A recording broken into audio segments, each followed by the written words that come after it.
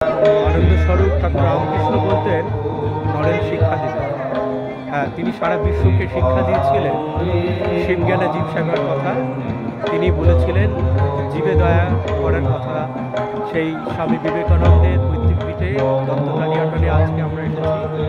একটি মৌন অনুষ্ঠান চলেছে সকাল থেকে।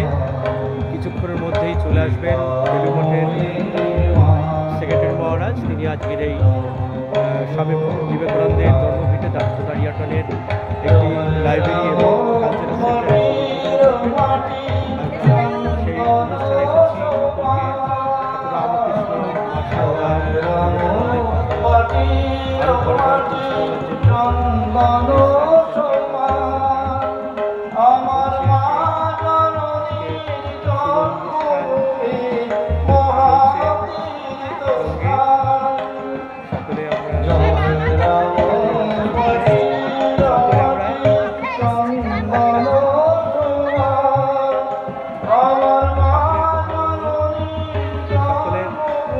হৃদয়ে যেন ঠাকুরের আশীর্বাদ ভালোবাসা